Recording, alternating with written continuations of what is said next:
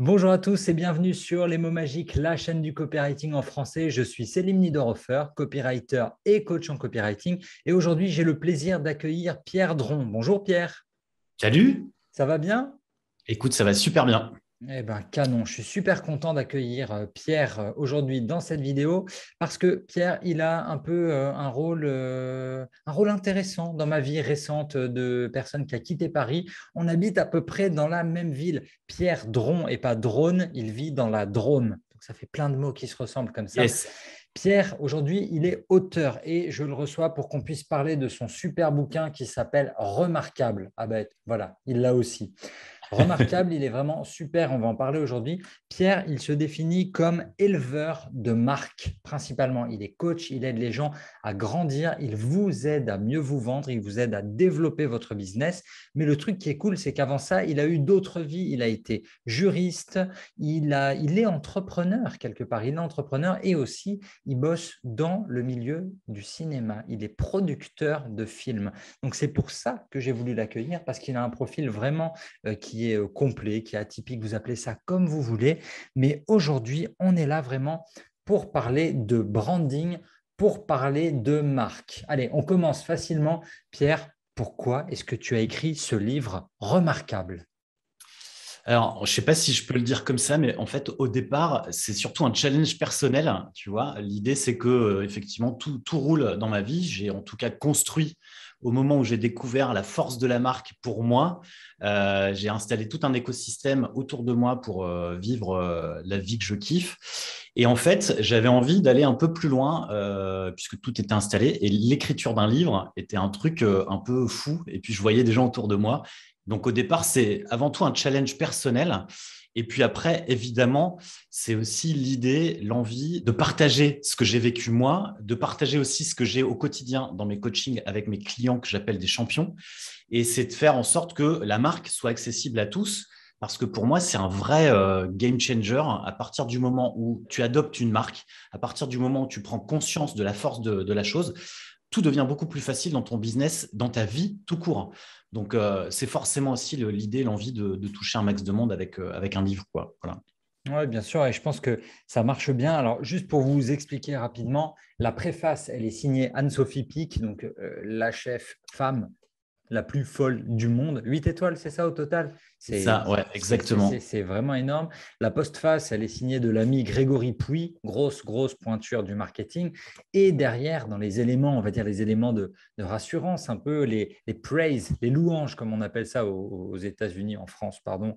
Alexandre Dana, le boss de Live Mentor. On a Aurélie Moulin avec son best-seller Le Guide Instagram, qui est publié chez mon éditeur Erol. Coucou. Et on a aussi Clément Malové, Molavé, je me mets à bégayer, c'est fou, créateur de la marque de vêtements recyclés Oupal, et Lucille Gomez, illustratrice et autrice de Naissance en BD chez Mama Édition. Bon, Pierre, ça fait beaucoup de monde, ça fait beaucoup de bonnes fées autour du berceau de ce livre. Combien de temps tu as mis à l'écrire? Combien de temps ça met à écrire un bouquin sur la marque? Alors, pour le coup, en fait, l'histoire est un peu longue parce que je me lance ce challenge l'été 2019. Je laisse un peu tomber parce que ça devient un peu complexe dans mon activité. Je reprends en fait l'écriture au moment de discuter avec des éditeurs puisqu'ils commencent à s'intéresser à ce que je peux raconter.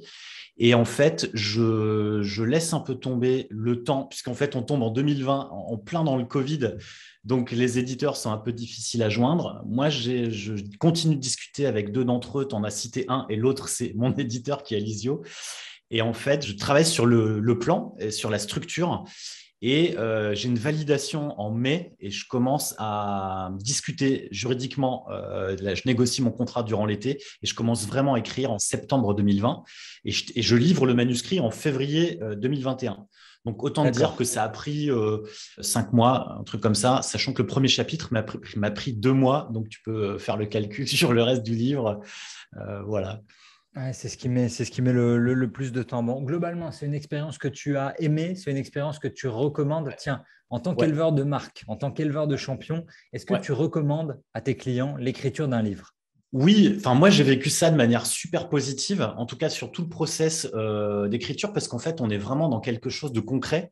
C'est-à-dire que là, voilà, c'est un objet et faire des choses de ses mains, même si c'est avec un clavier et avec son cerveau, c'est hyper riche, enrichissant. Donc oui, je recommande pour l'expérience. Ensuite, il faut avoir l'envie, il faut savoir ce qu'on a envie de dire. Et je dirais que, à mon avis, tout le monde n'a pas envie d'écrire un livre et tout le monde n'en a pas forcément le besoin parce qu'il faut vraiment avoir quelque chose à raconter, sinon ça n'a pas d'intérêt. Sinon, au niveau de l'expérience, je dirais que mais l'écriture d'un livre, comme ça peut être de faire des stories ou comme d'écrire un premier article de blog, dès l'instant où on fait quelque chose de nouveau, forcément, c'est enrichissant, quoi. Tu vois. Donc, pour moi, effectivement, je recommande de sortir de sa zone de confort. C'est ça que je recommanderais plus que de l'idée d'écrire un livre, quoi. Je comprends. Question de copywriter que j'ai à te poser. Tu fais le choix, là je suis sur le sommaire, Mhm. l'identité de ta marque, ta personnalité profonde. C'est le premier chapitre. Deuxième gros bloc du bouquin, c'est tes valeurs te donnent le bon état d'esprit pour réussir. En 3, tes aspirations forment une stratégie infaillible. Et en 4, la promesse envers ton public est ce qui te motive. Pourquoi tu tutoies tes lecteurs? Alors là, pour le coup, c'est le truc, c'est que comme enfin, tu m'as découvert avant l'écriture du livre et tu sais que je tutoie tout le monde à la fois dans la vie, à la fois sur mes réseaux. Donc, il était pour moi évident de tutoyer les gens dans le livre parce que derrière, c'est moi, c'est ma personnalité. Et donc, c'était une première illustration de ce que je dis dans le livre. Sois qui tu es.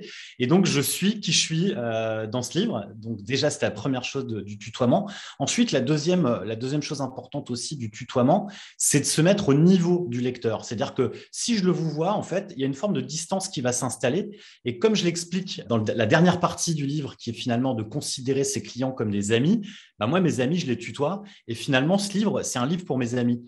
Donc derrière, mes amis, je les tutoie et je veux que chaque personne qui entre dans l'univers, dans l'écosystème, se considère comme un membre de l'écosystème et ne soit pas exclu par le vouvoiement. Donc le tutoiement, c'était à la fois plus simple, c'était moi, et puis c'était aussi une manière d'être vraiment sur la même longueur d'onde que mes lecteurs et que mes clients, quoi. Voilà. Ouais, ça a Dis-moi. été ensuite débattu avec l'éditeur, mais il a accepté assez vite. En tout cas, j'ai présenté les raisons pour lesquelles je voulais tutoyer, et en fait, c'était assez simple pour lui d'accepter. Voilà. Ça, mais make sense, tu vois, encore une fois, ça se tient parce que c'est ta stratégie, c'est ta personnalité, Ouais, ça se tient. C'est pas forcément toujours le conseil que je donne pour le copywriting forcément en fonction du client, en fonction de à exactement. qui tu t'adresses. Ouais. C'est vraiment, ça peut être différent. On attaque direct avec ton introduction qui est un pur modèle de copywriting qui est vraiment canon. On est vraiment dans Merci. le A de Aïda, la première phrase. Pierre, arrête de te faire remarquer. Comment tu commences? Ah, Qu'est-ce qui te vient à j'adore, l'esprit? merci, ça fait plaisir. Parce que pour le coup, alors, tu vois, je suis content de parler de copywriting avec toi parce que moi, c'est un truc, la technique me bloque. Et donc, j'ai absolument pas utilisé de technique. Donc, tu vois, j'ai écrit à l'instinct. Et en fait, c'est cool que tu analyses. J'adore. Donc, merci. Merci. Et puis après, en fait, effectivement, j'interpelle. C'est vrai que au départ, en plus, j'utilise le gras. Et en fait, c'est une phrase qui est revenue souvent. Le titre n'était pas évident au début, remarquable. C'était pas le titre d'ailleurs. Et il est venu se confirmer au gré du temps, au gré de l'écriture. Comment il Et puis s'appelait l'idée, pour l'anecdote, le en titre de fait, je crois que travail? c'était celui que j'ai présenté en premier lieu à l'éditeur, c'était bien réussir, je crois, hein. L'idée, c'était d'axer sur la réussite avec le mot bien, parce Ok. que pour moi, il faut être bien dans sa tête pour réussir. Et puis, c'est en lien avec la boîte qui s'appelle Citron Bien.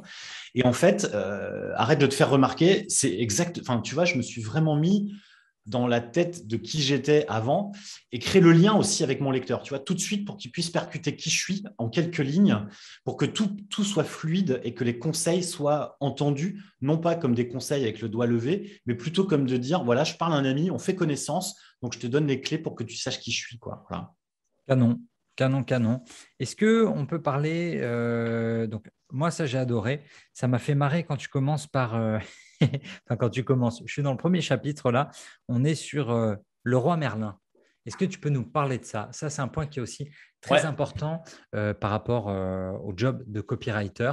Tu vas ouais. expliquer le lien directement. Là je suis sur une page qui s'appelle Ta paire de jumelles de points les réseaux sociaux. Qu'est-ce que tu peux Ouais. nous dire sur le roi Merlin? En fait, le premier chapitre, c'est effectivement d'observer le monde parce qu'on a souvent tendance à refermer la marque sur uniquement l'identité. Et en fait, l'identité, ce n'est que le premier pilier, la première partie du livre, il y en a quatre. Et en fait, avant de parler d'identité, il faut savoir aussi qui on est par rapport aux autres. Donc, je parle notamment de l'observation du monde. Et j'explique par un exemple simple qui est celui de Leroy Merlin, qui finalement écoute les critiques qui lui sont données et qui en fait les transforme en un vrai levier à la fois de conversation, mais de conversion. C'est-à-dire que je vais à Leroy Merlin, je ne suis pas content, oui, ma tapisserie, elle colle mal, etc. Et là, Leroy Merlin, à une époque en tout cas, c'est sans doute un peu moins vrai aujourd'hui, décrocher le téléphone, bonjour, j'ai vu que vous étiez mécontent, qu'est-ce qui s'est passé? Je vous remplace, je vous rembourse le rouleau de papier tapisserie ou la colle qui ne colle pas, etc. Et là, ce qui est ouf, c'est que tu as un client mécontent qui s'exprime sur les réseaux sociaux et sans forcément citer le roi Merlin. Le roi Merlin qui va les chercher et qui va dire OK, je t'ai entendu, je te comprends. Et derrière, OK, on a merdé et je te rembourse, quoi. Et là, qu'est-ce qu'on fait? On transforme un client mécontent en ambassadeur parce que lui, qu'est-ce qu'il va faire? Eh putain, tu sais pas qui m'a appelé? Le roi Merlin qui me rembourse mon truc, quoi. Donc, effectivement, la paire de jumelles, c'est aussi d'observer le monde, mais c'est aussi d'observer ses clients, c'est aussi d'observer leur mécanique de langage, d'observer ce qu'ils attendent, ce qu'ils veulent, et de leur amener, enfin, tout simplement, c'est de leur donner ce qu'ils veulent, quoi, tu vois. Et d'ailleurs, ce qui est drôle, c'est que j'ai une amie qui n'est pas forcément entrepreneur, qui a repris ses études, qui était entrepreneur, qui a repris ses études dans l'enseignement, et qui là, en fait, se met en disponibilité parce qu'elle va accompagner sa maman qui a quelques petites difficultés. Et en fait, elle me dit, j'ai exactement pris ta phrase qui est donne ce qu'on attend de toi, parce qu'elle cherchait un appartement pour sa maman. Elle a envoyé tous les éléments pour rassurer le bailleur de l'appart. Et elle me dit merci, quoi. Et je me dis, ça, c'est fou parce que je ne m'imaginais pas du tout, à aucun moment, en parlant de Laura Merlin ou en parlant de ça, de permettre à une fille tu vois, de rassurer le propriétaire de sa maman qu'elle doit reloger, quoi. Voilà. Ça, c'est hyper important. Les mots que tu utilises, rassurer. Rassurer, c'est une des bases du copywriting quand on essaie de vendre.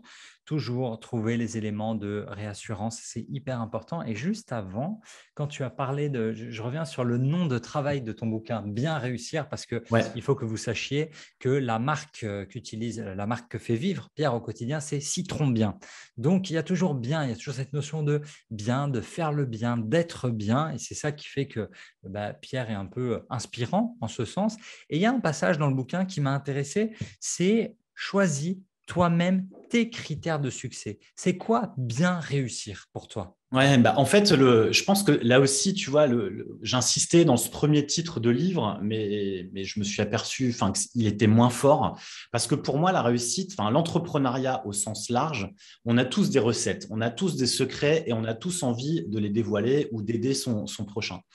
Et en fait, pour moi, la base, elle n'est pas forcément de chercher des références, mais plutôt de se définir soi-même ses propres critères de réussite. Et je cite notamment une anecdote d'un mariage où je recroise un vieux pote et je lui dis, qu'est-ce que tu deviens? Et il me dit, ah bah écoute, je suis marié, j'ai des enfants, j'ai un chien et j'ai un break.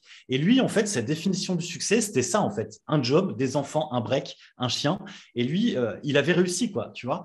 Et en fait, c'est ça qui, pour moi, est hyper important, c'est qu'on ne nous apprend pas à définir nos critères de réussite, puisque tu donnes des cours, tu vois, j'en ai donné aussi. C'est aussi de proposer à ces étudiants de dire quels sont tes critères de réussite. Ce n'est pas la Bien note que sûr. tu vas avoir à la fin de l'année, c'est quels sont voilà. La réussite sur mon livre, on en parlait juste avant l'antenne, c'est aussi quels sont mes critères de réussite sur livre. Est-ce que c'est le nombre de ventes? Moi, je m'en fous un peu. Enfin, c'est pas le nombre de ventes qui, de toute façon, va me rendre riche ou célèbre. Par contre, Non. c'est les retours que je vais Ouais. avoir et le switch que ça peut opérer. Enfin, tu vois, les quelques switches que j'ai pu avoir, et j'en partage plein sur Instagram, tu les vois passer. Moi, à chaque fois, j'ai un niveau de kiff qui fait tac, tac, tac.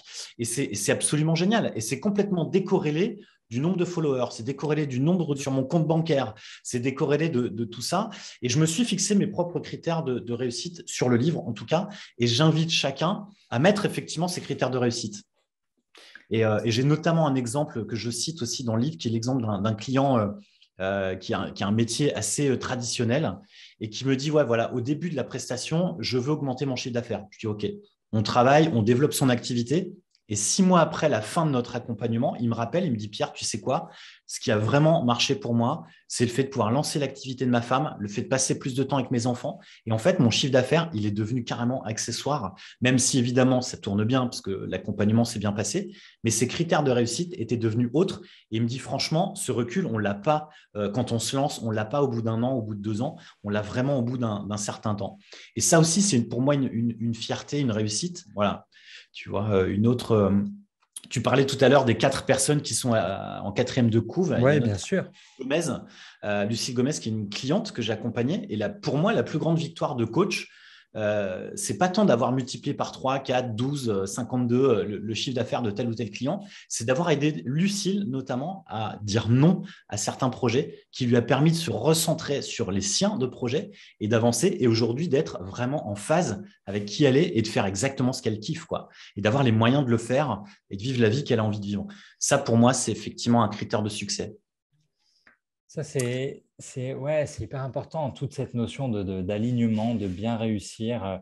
Il y a un truc que j'ai surligné aussi dans, dans le bouquin, c'est l'exemple d'un flop, MySpace. Moi, j'avais envie de Ouais, parler de ça avec toi parce que, si tu veux, toujours sur cette notion dans le copywriting, connais ton client. Quel est son avatar? ouais, Qu'est-ce qui se passe dans la société en ce moment? Tu vois, c'est hyper important. ouais. Les qualités d'un bon copywriter, c'est d'être curieux, c'est de se tenir au courant de ce qui se passe et de comprendre un peu la vitesse à laquelle va la société, ce qui est en train de bouger, ce qui fonctionnait hier fonctionnera peut-être plus demain. Est-ce que tu peux nous recontextualiser un peu, Ouais. c'était quoi MySpace? Parce qu'on a peut-être Alors, des jeunes MySpace, copywriters qui n'ont pas connu.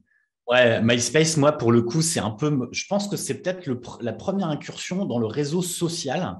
J'étais très réseau social, mais les réseaux physiques. Tu vois, j'ai notamment développé un écosystème autour de Viadeo, enfin Viaduc, avec un groupe local dans la Drôme. Tu vois, ça s'appelait les Entrepreneurs 2607. Et en fait, j'ai une copine qui est à Londres à l'époque qui me dit, putain, Pierre, dans la musique, c'est le carton total MySpace, il faut que tu y sois. Et moi, à l'époque, j'étais dans la vidéo.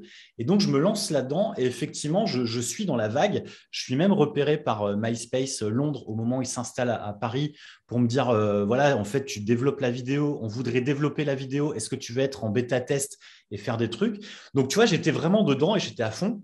Et je pense que ce que je décris un petit peu, c'est aussi des choses qu'on apprend après coup. En fait, ils sont complètement fait dépasser par Facebook à l'époque, tout simplement parce qu'ils ont fait entrer des investisseurs, et des investisseurs qui étaient sur un modèle de rentabilité immédiate. Et donc, ils voulaient mettre de la pub.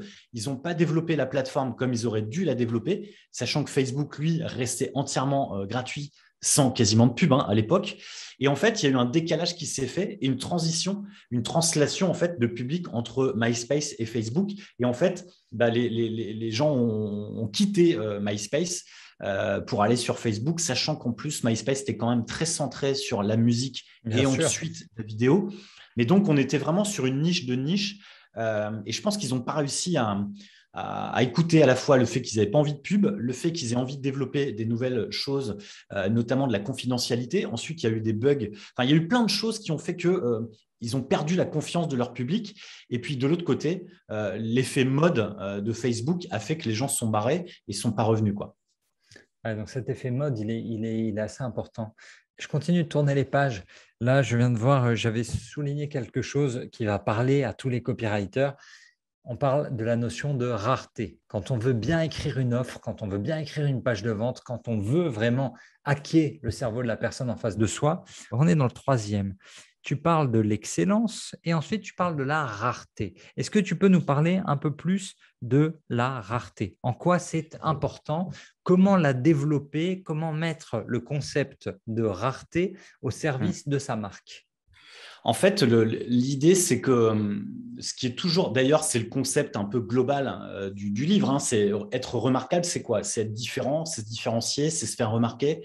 Et en fait, c'est un des leviers, la rareté, mais tu peux en avoir d'autres. Mais l'idée, c'est de faire en sorte que tu sois aussi unique, c'est que tu sois le seul. Donc, ça rejoint un petit peu la théorie de l'océan bleu, où effectivement, aujourd'hui, on est tous dans un océan. Imagine le marché du copywriter. En fait, c'est un océan qui est rouge. Il y a plein de copywriters. C'est une activité qui est en train de se développer. Et comment je fais pour être unique ou comment je fais pour me différencier? La rareté, ça pourrait être tout simplement, je fais en sorte d'être uniquement sur telle niche ou je fais uniquement en sorte d'être disponible sur telle période. Je fais uniquement, je suis à tel tarif et donc derrière, le prix va faire en sorte que je suis rare, etc., etc. Et en fait, la rareté, ça va être un levier, effectivement qui va me permettre de me différencier. Maintenant, est-ce que c'est le bon quand je démarre? Est-ce que c'est le bon quand j'ai envie de passer un plafond de verre? Après, c'est évidemment en fonction de l'activité de chacun et ça, c'est un peu plus délicat, quoi. Mais après, ce qui est, en tout cas, le message, c'est de se dire attention aussi aux leçons, aux règles, aux préceptes qui peuvent être développés par Pierre, Paul ou Jacques. C'est de se dire, est-ce que c'est pour moi? Est-ce que je suis en phase avec ça? Est-ce que j'ai envie de jouer sur la rareté? Tu vois, typiquement, je pourrais dire, bah, moi, je suis disponible que de telle date à telle date, et puis les autres, je ne vous prends pas. Tu vois, je pourrais jouer sur cet effet de rareté. Sauf que ça ne m'intéresse pas parce que je n'ai pas envie, tu vois. Par contre, je peux laisser de la place à des clients si derrière, je sens un challenge ou si j'ai envie d'y aller, etc. Donc, la rareté, c'est aussi en fonction de tes valeurs et de qui tu es, tu vois, si tu as envie de jouer là-dessus. Ouais. C'est un point de Ouais, et vue. c'est important ce dont tu viens de parler, tu vois, parce que c'est un peu, il faut voir ça comme une sorte d'échelle, enfin de gauche à droite, une sorte de curseur. D'un côté, on est super rare, de l'autre côté, on est super accessible. En fonction des offres, on va pouvoir moduler un peu ce Ouais. curseur, et c'est vrai que je pense que l'un ou l'autre, à fond à gauche, à fond à droite, mais au milieu, on peut Ouais. varier, on peut y aller, mais tenter quand même de polariser. On est dans un monde de plus en plus Mm. polarisé. Donc, essayer de pousser le curseur. Et c'est vrai que Ouais. parmi les sociétés qui cartonnent, à chaque fois, tu le mentionnes dans le livre, hein, tu parles du luxe, de la Mm. notion de rareté, ça fonctionne très bien. Pour tous les, Ouais. j'imagine que tu accompagnes parfois des coachs. C'est important aussi cette notion de Mm. rareté. Je ne pourrais pas prendre tous les clients. Là, tu viens de le dire. Ouais, ce n'est pas forcément amusant. On a envie de laisser la place à l'autre. Donc, moi, ce que je voulais vous dire, c'est ne vous stressez pas. Si vous ne trouvez pas la petite notion de rareté, on peut Mm. aussi persuader en montrant que oh, je suis accessible, Ouais. je suis là pour vous et je ne suis pas une méga star qui se Ouais. met très, très loin de tout le monde. Non, Ben, ça, c'est surtout, c'est surtout intéressant parce que moi, j'ai dû lutter face à ça. C'est-à-dire qu'en fait, à l'époque, on était une agence de communication avec Citron Bien. En fait, j'ai dû travailler pour me rendre accessible. Parce que tout le monde me disait, non, mais toi, tu es trop cher, toi, tu n'as pas le temps, toi, tu as trop de clients. Parce qu'on communiquait tellement bien sur notre activité qu'on se rendait inaccessible. Et ouais, donc, j'ai dû retransformer. C'est-à-dire qu'en fait, c'est à ce moment-là où j'ai insisté sur le bien, tu vois, parce qu'effectivement, l'idée d'être bien. Et c'est à ce moment-là où j'ai commencé à ouvrir le blog. J'ai commencé à proposer aussi des coachings gratuits au téléphone, tu vois, pour me rendre plus accessible. Donc, tu vois, l'idée, ça a été de revenir sur un curseur qui n'était pas une réalité. C'est-à-dire que, et les personnes qui me disaient, t'es trop cher, je me dis, mais est-ce que je t'ai fait un devis? Non. OK. Pourquoi tu dis que je suis trop cher? Tu vois, donc c'était l'image, enfin, ma marque ouais, qui bien sûr. dégageait ça. Et donc, en fait, une fois que tu as cet indicateur, à toi de, soit effectivement, tu es dans les clous et tu es content parce que derrière, mais moi, je voulais au contraire être accessible. Je voulais au contraire faire en sorte de toucher un max de monde parce que mon métier, enfin, moi, mon job, c'est de toucher le plus de monde possible pour que derrière, ils réussissent tous grâce à une marque. Donc, plus je touche de monde et plus je suis moi dans mon truc, quoi, tu vois. Donc, la rareté, justement, c'est un truc contre lequel je vais lutter en ce qui me concerne. Voilà. D'accord. Là, tu viens de dire toucher le plus de monde possible. Si je te dis 1000, si je te dis 1000 fans, est-ce que tu peux Ouais, un peu te développer? Ça, ouais, en fait, tu en c'est parles dans le bouquin. ouais, Donc, exactement. C'est une théorie qui a été développée essentiellement pour les artistes au départ, mais j'essaye de la translater et d'utiliser en tout cas cette notion des 1000 vrais fans. Et notamment, toi qui as travaillé dans la musique, comme moi, tu vois, ça nous parle vraiment. C'est que les 1000 vrais fans, c'est des personnes qui vont aller au concert, acheter les goodies, acheter le disque, faire la queue à l'époque, tu vois, pour aller acheter le disque en avant-première, c'est ça. faire les showcases, etc. Enfin, c'est les fans qui vont être des fans hardcore et qui vont en fait être des ambassadeurs de ta marque et de faire en sorte d'acheter l'ensemble des contenus que tu peux proposer. Et l'idée, c'est que si on transpose ça sur une entreprise, c'est effectivement de faire en sorte d'avoir dans l'idée 1000 personnes, 1000 vrais clients, ou 100, tu vois, après c'est en fonction de ce que tu vends et de ta capacité de production, et de faire en sorte d'avoir des personnes vraiment impliquées et de pas juste avoir des clients qui viennent consommer et qui ensuite se barrent. Parce que pour moi, ça, c'est pas du durable. En fait, c'est Bien là sûr. aussi le sous-titre, tu vois, dans l'entreprise, c'est réussir en créant une marque unique, durable et rentable. Et c'est aussi, tu vois, important d'avoir l'aspect de la durabilité et donc de faire en sorte de créer des relations durables avec tes clients et faire en sorte que tu te dises, OK, je prends soin de ces 1000 vrais fans et je fais en sorte que j'entretiens une relation. Et à partir du moment où j'entretiens cette relation, j'ai plus besoin de leur vendre quoi que ce soit, puisque de toute façon, ils sont fans. Donc, ils vont acheter le jour où j'aurai quelque chose à sortir. Donc, c'est aussi de se libérer d'un poids qui est le poids de la vente. C'est aussi de se libérer d'un poids qui est l'obligation de vendre. Et c'est de faire en sorte de s'alléger tout en étant en phase avec qui on est et de proposer des vraies solutions, des vraies relations, des vraies discussions avec ses fans, et ce qui nous permet d'être soi-même, en fait, tu vois, et de ne pas être dans un costume de commercial, dans un costume de vendeur, dans un costume de je ne sais pas quoi. Et je pense que ça, c'est aussi important dans ta tête, tu vois, d'être bien en phase avec ton marché, ton client et ton projet, et toi et ta marque, quoi. Est-ce qu'un copywriter, c'est une marque? Pour tous ceux qui nous regardent et qui lancent leur activité, Ouais. qui démarrent, est-ce qu'un Mm. copywriter, c'est une Oui, marque? Est-ce que ça va l'aider à ouais, grandir, de lire carrément. remarquable? Moi, je pense qu'en fait, même sans être entrepreneur, même sans être freelance, on est des marques. C'est-à-dire que je suis un môme dans la cour de récré où je suis au lycée, je suis une marque. Parce que je défends des valeurs, je défends un message, j'ai envie de quelque chose. Moi, mon délire, c'était de mettre tout le monde en connexion dans la cour du lycée, tu vois. Et donc, je n'avais pas de groupe de potes réservé, mais moi, je basculais d'un groupe à l'autre et je dis, ah tiens, ok, tiens, maintenant, tu devrais parler à machin, etc. Et en fait, je me suis aperçu avec le temps que finalement, je fais ça aujourd'hui, tu vois, mais ça venait de beaucoup plus loin. Et à partir du moment où tu es une marque, c'est beaucoup plus facile pour toi de t'intégrer, c'est plus facile pour toi de savoir qui tu es et de savoir où tu veux aller. Et donc, si tu es un copywriter, ben oui, évidemment, tu es une marque. Et après, c'est de savoir, en fait, tout simplement, être une marque, c'est quoi? C'est de savoir qui on est, quelles sont les valeurs que je défends, quelle est la stratégie que je mets en place pour aller vers ma mission effectivement, parce que les copywriters ont tous des missions différentes, tu vois. Et ensuite, c'est de se dire, de mettre tout ça en phase, tu vois. Et à partir du moment où tu mets tout ça en phase, tout devient beaucoup plus clair. Et donc, enfin, c'est logique, tu es une marque, quoi. Donc, pour moi, effectivement, si tout le monde se met dans cette dynamique de dire je suis une marque, et déjà, en fait, Pierre Dron, c'est une marque, tu vois.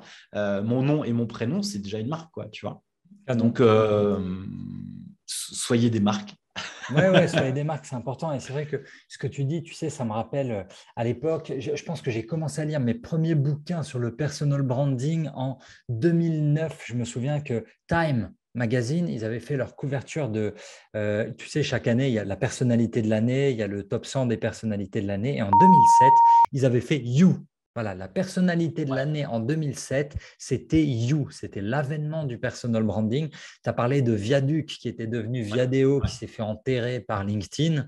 Aujourd'hui, le grand endroit du personal branding et du copywriting, c'est vraiment LinkedIn. Comment Ouais. tu utilises cette plateforme, toi, au quotidien? Est-ce que tu l'utilises d'ailleurs?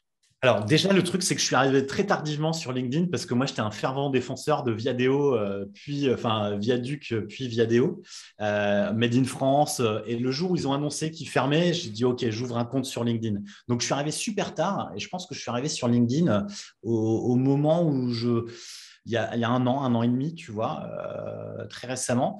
Et donc, j'ai fait ce que je fais habituellement, tu vois, c'est de créer des discussions, de créer des connexions entre les gens et finalement d'utiliser ça de cette manière. Et en fait, ce que j'ai utilisé LinkedIn aussi comme une source d'inspiration pour le livre. C'est-à-dire que j'ai interpellé pas mal de monde. J'ai interpellé ma communauté en disant bah, qu'est-ce que vous pensez de ci, qu'est-ce que vous pensez de ça? Pour vous, qu'est-ce qu'une marque? Tu vois, c'était aussi un moment où je bloquais sur la question de l'identité. Et en fait, je voulais vraiment voir les retours et le vocabulaire utilisé. Et je me suis servi de ça pour aller un peu plus loin, où vraiment, des fois, quand je doutais sur certains propos, le fait qu'on me challenge dans les commentaires me permettait d'affirmer aussi de manière beaucoup plus forte ce que je voulais dire et en fait de confirmer certains concepts un peu forts, voire même un peu différents de ce qu'on a l'habitude d'entendre. Et finalement, je me suis dit, bah non, en fait, c'est comme ça que je le vois et j'ai le droit de ne pas être d'accord et j'ai le droit de défendre, c'est mon livre, donc je dis ce que je veux et j'ai le droit de défendre autre chose que ce qu'on attend, comme le personal branding d'ailleurs. Moi, ça me fait un peu hurler, tu vois, quand je dis j'ai fait un livre sur la marque, elle me dit ah oui, ok, et donc le personal branding. Mais attends, le personal branding, c'est une branche de la marque en fait. Tu vois, c'est une des déclinaisons. Donc si je parle Bien de la sûr. marque, en fait, évidemment, on va parler de personal branding. Mais ce qui m'emmerde vraiment, c'est que c'est comme le copywriting, ça devient un peu à la mode, alors qu'en fait, ça existe depuis plus d'un siècle, tu vois. Bien sûr. Et en fait, c'est comment, encore une fois, comment je me mets en phase avec mes convictions, comment je me mets en phase avec ce que je suis et ce que j'ai envie de défendre, plutôt que d'essayer de faire du personal branding ou du copywriting parce qu'on m'a dit que c'était cool et parce que ceci et parce que cela, tu vois. Et je pense que c'est un peu frustrant, à mon avis. Je pense que tu dois être frustré de la même manière sur la manière dont certains utilisent ces locomotives parce que forcément, c'est un peu des mots valises.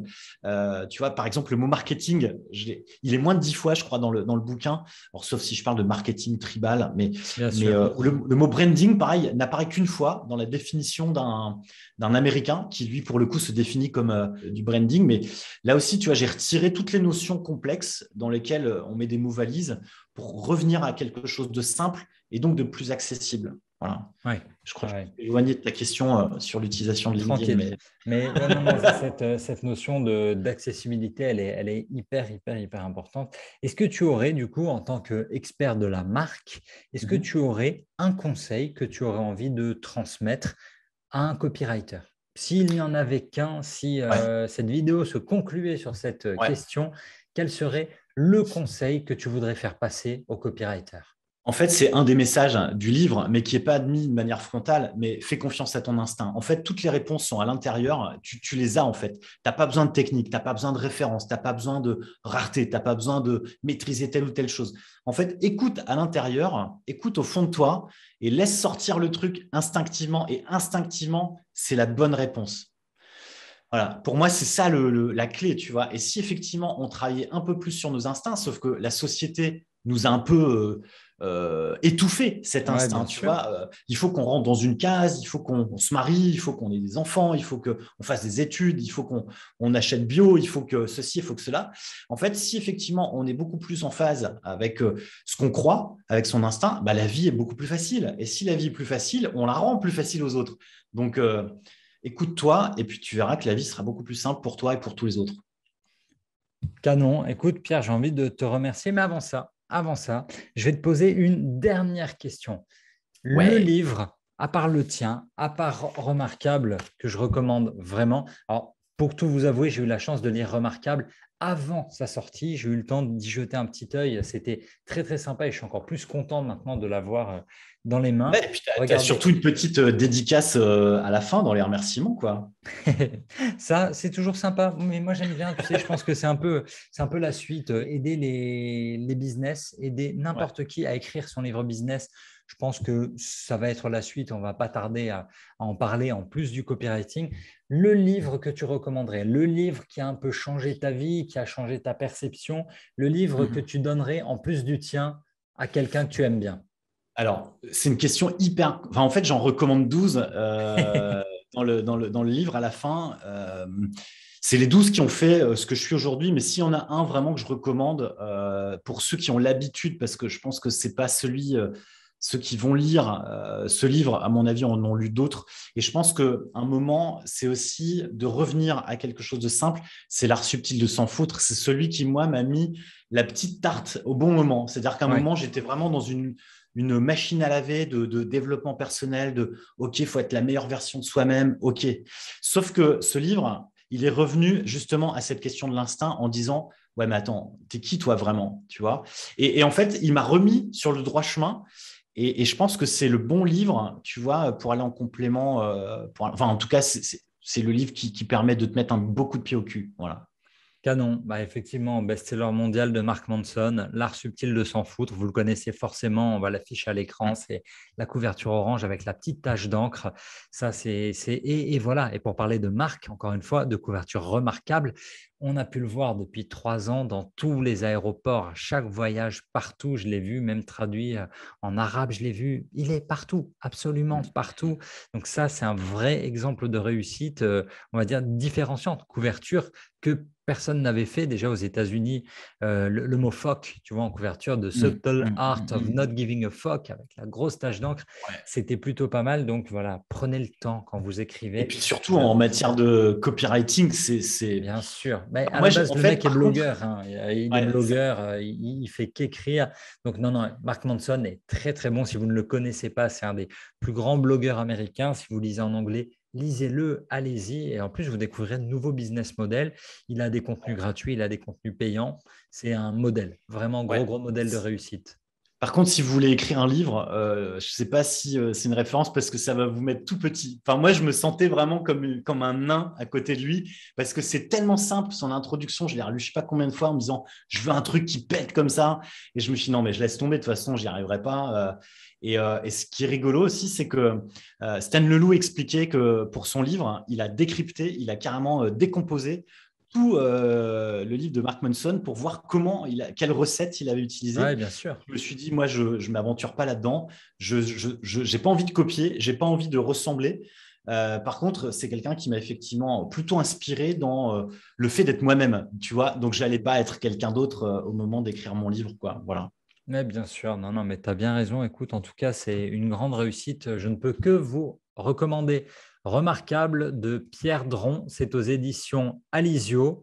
Donc, allez-y, foncez. Il fait combien, Pierre, en termes de 300 pages, hein. pages? Il fait Ouais. 300 pages. Tu mens, je viens de voir le chiffre. Ah si, 301. Ouais. 301 avec la table des matières en 303. Non, Ouais. c'est vraiment canon. Et puis surtout, si vous démarrez, si vous avez besoin d'un rafraîchissement, un petit cours marketing sur la marque, à quel point c'est important, comment la développer. Et surtout, ça peut vous aider aussi en tant que copywriter, soit pour vous, soit pour vos clients, parce que très souvent, vos clients vont vous demander un accompagnement supplémentaire. Si vous êtes dispo, vous le faites. Si vous n'êtes pas dispo, vous allez voir Citron bien et Pierre prendra soin de vous. Un dernier mot, Pierre, quelque chose peut-être? Bah non, non, kiffez la vie et soyez enthousiastes, dites-le, parce que maintenant vous êtes des copywriters, donc écrivez-le, dites-le, et en fait le monde se portera bien mieux et on sera tous bien. Voilà, Canon, merci remarquable. beaucoup à toi. C'est Merci vraiment à très, toi. très sympa d'avoir été là pour cette interview. Merci à vous de l'avoir suivi. Si vous avez aimé, bien évidemment, vous laissez un pouce en l'air, vous laissez vos commentaires. Si vous avez des questions, vous les posez directement dans les commentaires. Vous mentionnez Pierre et vous allez le trouver directement sur Instagram. Tu nous rappelles ton compte Instagram, Pierre? C'est Pierre Dron, tout simplement. Pareil sur LinkedIn, Pierre Dron, D-R-O-N. Mon nom, c'est Voilà. l'anagramme de Nord, puisque je viens du Nord, donc Pierre Dron, D-R-O-N. Voilà, tout Oh, simplement. c'est un nom de Vous avez même le scène. moyen mémotechnique. Et ouais, C'est un nom de scène, c'est pas ton vrai nom. et ouais, enfin, si, c'est mon vrai nom. C'est ouais, pour la petite histoire, même mon grand-père résistant, en fait, utilisait le pseudonyme Nord, qui était D'accord. l'anagramme de son nom pour il puisse se faire identifier. Voilà. Donc, Ok. c'est aussi un bon moyen mémotechnique parce que le Dron, on met des B, des N, des E. Ouais, Voilà. ouais, ouais. Non, mais c'est marrant, toutes ces notions d'anagramme et de résistance à ce sujet-là, rien à voir. Je sais qu'on a fini normalement, mais regardez le film Imitation Game. Si vous ne l'avez jamais vu, il est canon sur Enigma. Je repense à ça parce que tu vois, là, tu me parles d'un anagramme qui est quand même facile à craquer. Entre Nord et Dron, c'est Ouais, facile. ouais. Enigma, c'était d'un autre niveau. Pareil, ça, c'est du contenu qui vous donne vraiment, vraiment envie de vous dire, waouh, le jour où j'écris un film comme ça, je suis vraiment, vraiment balèze. J'étais en train de vous dire, ouais, le pouce en l'air, les questions, vous les posez directement à Pierre. Vous téléchargez en dessous dans les commentaires, il y a le e-book pour vous gratuit, Copywriting Cash, les secrets essentiels des meilleurs rédacteurs pro pour faire vos premiers euros. Il y a l'abonnement à la newsletter.